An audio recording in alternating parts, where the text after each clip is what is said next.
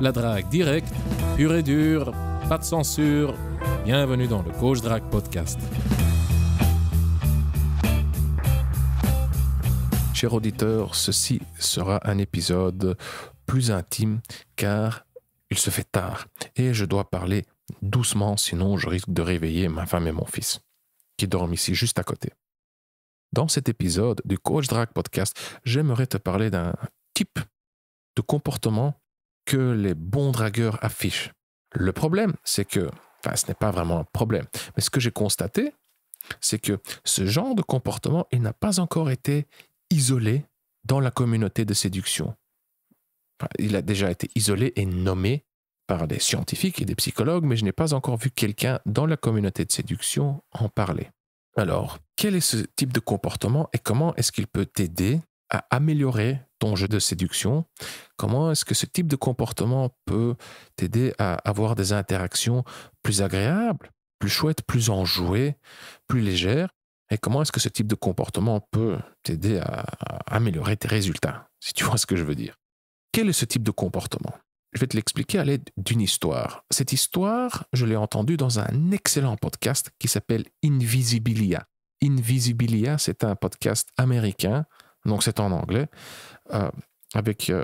qui parle de psychologie, et la production et le storytelling est excellent. C'est vraiment un podcast incroyable. Il est presque tout aussi bon que le Coach Drague Podcast. Non, je rigole, bien sûr. Il n'y a pas de podcast qui est presque aussi bon que le Coach Drague Podcast. Non, sérieux. Et je voudrais remercier Cornelius de Séduction Academy de m'avoir recommandé Invisibilia. Je publierai les liens vers Invisibilia pour d'écouter, pour t'abonner, et le lien vers le podcast de Cornelius qui a d'excellentes notes sur iTunes. Il a 5 étoiles, il a plus de 70 votes si je ne me trompe pas. Donc je publierai les liens vers Invisibilia et le podcast de Cornelius en dessous de ce podcast sur le site du Coach Drague Podcast, mais aussi dans la description sur YouTube et dans la description de SoundCloud. Donc, qu'est-ce que je disais? Ce type de comportement, j'en ai entendu parler dans un podcast de Invisibilia et ils l'ont illustré à l'aide d'une histoire. L'histoire a lieu dans les États-Unis. C'est l'histoire, tu vois, d'une famille avec des amis qui font un barbecue le soir, genre 8, 9, 10 heures du soir. Il fait beau, ils mangent, ils discutent, ils boivent du vin, ils s'amusent. C'est un truc chouette en famille et, avec des amis. Et à un moment, de nulle part, il y a un mec avec un flingue qui se pointe. Il est là avec son flingue et il exige, je ne me rappelle plus très bien de l'histoire, ça fait genre 2 mois il y a 2 mois que je l'ai écouté. Donc il se pointe avec le flingue et il exige de l'argent, des bijoux ou quelque chose comme ça. Et il y a le père qui essaye de dissuader le gars et il essaye de le culpabiliser. Genre, ouais, mais pourquoi tu fais ça? Qu'est-ce que ta mère ne penserait pas de toi? Et tu sens déjà qu'avec ces questions, ouais, il ne fait qu'empirer les choses. Tu vois que ça risque de partir en couille et de mal se terminer. À un moment, une des femmes propose juste un verre de vin au mec. Elle l'invite de manger un bout, de goûter un verre de vin et sans plus. Ce qu'il y a de crucial dans le comportement de la femme, c'est qu'il n'y a pas de manipulation, il n'y a pas de soumission. Ce n'est pas du théâtre. Elle manifeste de la bienveillance, de la gentillesse, et c'est authentique. Et elle réussit à convaincre le mec de poser son arme, de boire un verre de vin avec eux et de manger un petit bout. À un moment, le mec dit « Désolé, apparemment, je n'ai pas choisi la bonne adresse. » Et le mec, il part avec le verre de vin, il termine le verre de vin devant la porte et il le dépose devant la porte. Donc, il ne le casse pas, il ne le jette pas, il le dépose gentiment devant la porte afin que les gens puissent le récupérer. Fin de l'histoire, voilà. Bon, j'ai un peu merdouillé, je l'ai raconté un peu. Voilà. Donc, ce qu'il faut savoir, c'est que cette femme a affiché ce type de comportement que beaucoup de bons dragueurs affichent. Ce type de comportement s'appelle le comportement non complémentaire. En fait, il y a 3 types de comportements. Enfin, peut-être qu'il y en a plus, mais pour l'instant, je n'en ai que 3 qui me viennent à l'esprit. Tu as les comportements symétriques, tu as les comportements complémentaires et tu as les comportements non complémentaires. Je te donne un exemple de chaque type de comportement. Le comportement symétrique, par exemple, je deviens agressif, je commence à t'insulter, toi tu deviens agressif en retour et tu m'insultes en retour. Ça, c'est de la symétrie. Ce sont des comportements symétriques. Des comportements complémentaires seraient, par exemple, je deviens agressif et toi tu prends peur et tu t'enfuis. Un autre exemple de comportement complémentaire, je t'accuse et toi tu culpabilises, tu commences à te justifier, à t'excuser. Maintenant, les comportements non complémentaires, l'histoire est un exemple type. C'est, par exemple, le mec devient agressif et toi tu réagis avec calme, empathie, compassion et bienveillance. Alors, qu'est-ce que ça a à voir avec la séduction? Quel est le rôle des comportements non complémentaires dans la séduction? Est-ce que les comportements non complémentaires peuvent améliorer ton jeu de séduction? Est-ce qu'ils peuvent t'aider à booster tes résultats? Est-ce qu'ils peuvent t'aider à avoir des interactions plus fluides, plus légères, plus spontanées, plus enjouées, plus sexuellement chargées? La réponse est oui. Encore une fois, beaucoup de bons dragueurs, je dirais même tous les bons dragueurs, les excellents dragueurs affichent des comportements non complémentaires. Je te donne quelques exemples. Le mec aborde une fille, la fille lui flanque un râteau, le mec se fâche. Comportement complémentaire. Le mec aborde une fille, la fille le rejette, le mec se sent humilié, il perd toute confiance en lui et il n'aborde plus le restant de la soirée. Comportement complémentaire. Le mec aborde une fille, la fille réagit agressivement, le mec réagit de manière agressive en retour, comportement symétrique. Le mec aborde une fille, la fille réagit froidement, elle lui flanque un râteau, le mec reste souriant, léger, confiant, indifférent, il continue à taquiner la fille un petit peu, à flirter avec elle, lui fait un petit clin d'œil, un petit sourire. Petit à petit, la fille commence à s'ouvrir. Comportement non complémentaire. Et ceci est un tout petit exemple que je vois souvent chez les bons dragueurs.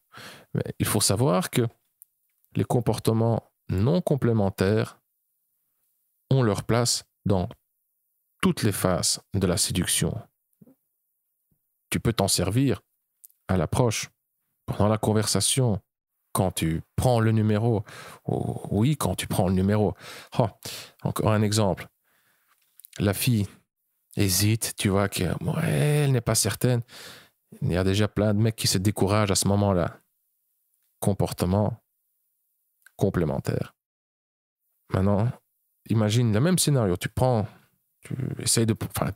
proposes de prendre le numéro de la fille, tu vois qu'elle hésite, tu réagis de manière empathique, confiante, souriante et surtout de manière inaffectée. Ça ne t'affecte pas émotionnellement.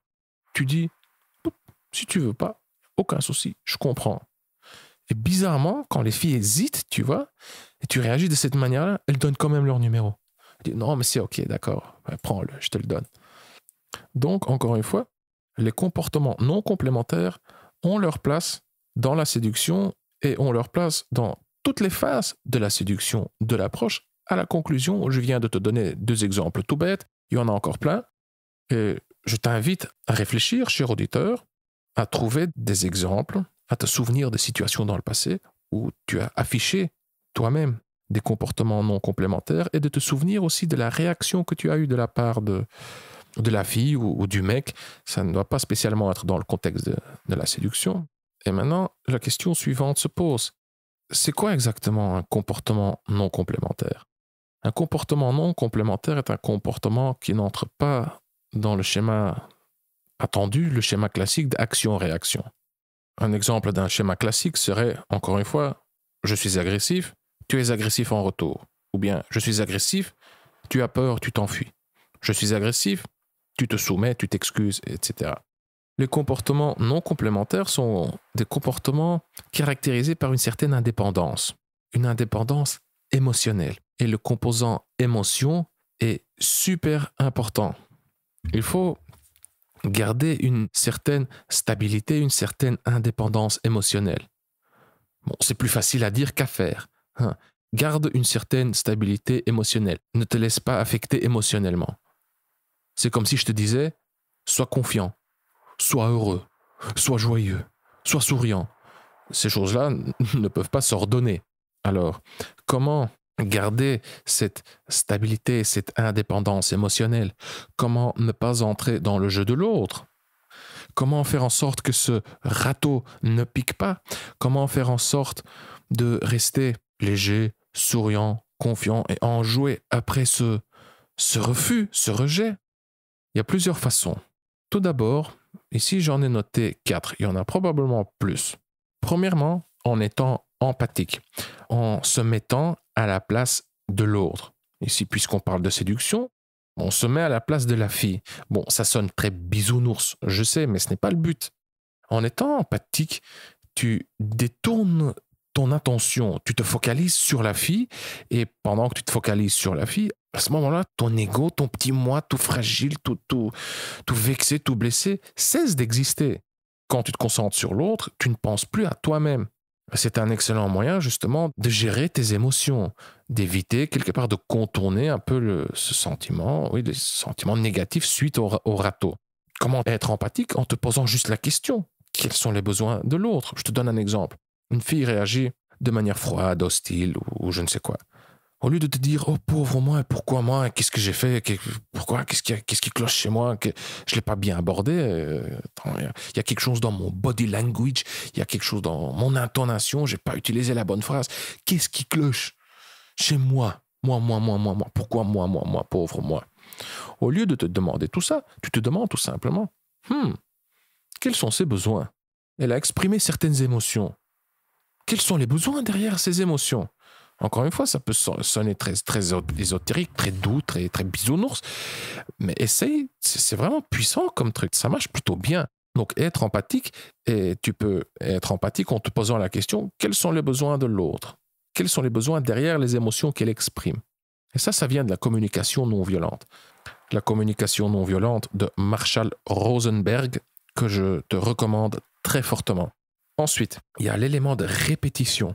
Quand tu accumules de l'expérience en matière de drague, des mois, des années, surtout des années, tu verras que les filles, toi tu produis les mêmes schémas, hein, quand tu utilises les mêmes phrases, tu les abordes de la même façon, avec plus ou moins la même énergie, les mêmes émotions, les mêmes comportements, tu verras que les filles vont quand même réagir de manière différente. Bon, à un moment, tu développeras une bonne intuition, un bon sixième sens, mais il ne sera pas à 100% fiable. Tu continueras à commettre des petites erreurs de jugement par-ci, par-là. Et donc, tu verras que malgré cette stabilité, cette cohérence dans ton comportement, tu obtiendras quand même des réactions différentes de la part des filles. Et ça va t'aider à comprendre que, voilà, les filles sont différentes, c'est pas spécialement moi, c'est pas de ma faute. Quelque part, ça va te calmer. Ça va te calmer et tu pourras donc, oui, quand ça te calme, tu restes émotionnellement plus stable. Tu gardes mieux ton sang-froid, tu restes plus facilement léger, souriant, etc. Donc, à force de répéter, tu verras que ce n'est pas spécialement toi. Troisième point, il faut juste accepter que le rejet, c'est la base. C'est la norme. Les râteaux, c'est la norme. Quand tu dragues, ce que tu vas surtout manger, c'est des râteaux. Quand je dis rejet, quand je dis râteau, je parle dans le sens large du terme. Rejet au râteau, ça ne veut pas nécessairement dire de mauvaises réactions, des réactions hostiles. Tu peux avoir un tas de bonnes interactions, des interactions chouettes, avec des filles chouettes qui n'aboutissent pas. C'est ce que je veux dire par râteau. Donc même si tu discutes, tu flirtes avec une fille pendant 10-15 minutes, elle sourit, elle réagit bien, tu vois qu'elle a les yeux qui brillent et tout, et tu essaies de l'embrasser en soirée ou en journée, tu prends son numéro pour fixer un rencard, et si elle te dit ouais, écoute, t'es vraiment un mec cool, mais je ne peux pas te donner mon numéro car j'ai un petit ami. Ça aussi, pour moi, j'appelle ça un râteau. Et ça, malgré le caractère agréable de l'interaction. Et tu sais, tu peux accumuler des râteaux et te sentir vraiment super bien, quoi. Tu peux te sentir rechargé. Il te suffit juste d'avoir 3, 4, 5 bonnes interactions avec des filles sans prendre de numéro et tu te sens bien. Donc, voilà. Quand tu acceptes que le râteau, le rejet, le refus, c'est la norme, c'est la base, ben, ça va aussi énormément te calmer et ça va t'aider à garder une certaine stabilité émotionnelle. Car quand tu dragues beaucoup, automatiquement, tu commences à vivre dans l'abondance. Écoute, si c'est pas toi, ça va être une autre. Et je vois pas pourquoi je devrais me sentir mal. Il n'y a pas de raison. Tant qu'à profiter et créer d'instants chouettes et sympas. Et justement, cet optimisme, cette légèreté, cette indifférence vont booster tes résultats. Et le dernier point, c'est d'avoir des valeurs, des principes, et c'est d'agir selon ces valeurs et ces principes. Puisque tu écoutes le Coach Drague podcast, bah, tu peux deviner déjà de quoi je parle. La drague directe, c'est-à-dire être franc, direct, sincère, lui montrer tes couilles. En étant franc, direct et sincère, quelque part, tu boostes ton charisme. En agissant selon des valeurs, ici en particulier la sincérité, tu afficheras un comportement plus stable, plus cohérent. Tu dégageras plus de leadership. Je ne sais pas comment l'expliquer exactement. Enfin, je vais te donner un exemple. Pense à Martin Luther King. Pense à Gandhi. Tu vois que c'est des gens... Enfin, c'est bizarre en fait que Martin Luther King et Gandhi soient mentionnés dans un podcast sur la drague directe. Et puis pourquoi pas en fait. Et mieux encore, hein, ils peuvent être fiers d'être mentionnés dans le Coach Drague podcast. Enfin ouais, bon, cher auditeur, désolé, là je suis crevé. Je vais me coucher. Ce dernier point, je l'ai foiré.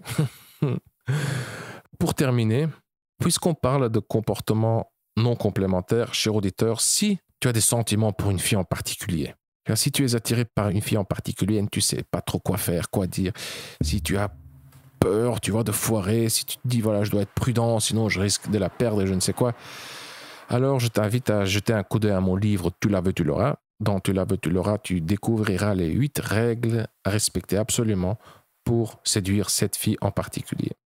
Et puisqu'encore une fois, on parle de comportements non complémentaires, je t'explique aussi comment t'exprimer, comment exprimer tes intentions. Car sûrement, si tu as des sentiments pour une fille en particulier, tu la mets sur un piédestal, cette fille est unique et spéciale, je dois être prudent, je dois la traiter différemment. Et tu deviens mou, doux, prudent comme ça, et tu casses en fait l'attirance et tu es en train de te mettre toi-même dans la friend zone. Voilà, tu trouveras le lien vers Tu la veux, tu l'auras en dessous de ce podcast sur le site du Coach Drague Podcast. Tu trouveras le lien aussi en dessous dans la description, voilà, sur YouTube, SoundCloud, trucs, machin, enfin bref, voilà. Pareil pour toutes les autres ressources que j'ai citées dans ce podcast, tu trouveras le lien en dessous du podcast sur le site du Coach Drague Podcast et dans la description SoundCloud, YouTube, etc. Voilà, cher auditeur, moi maintenant, je vais me coucher. Merci et à demain ou après-demain, je ne sais plus. Enfin, à très bientôt en tout cas. Je suis Consti de CoachDrague.com. Merci d'avoir écouté le Coach Drague Podcast. On se voit dans le prochain épisode. Bonne drague.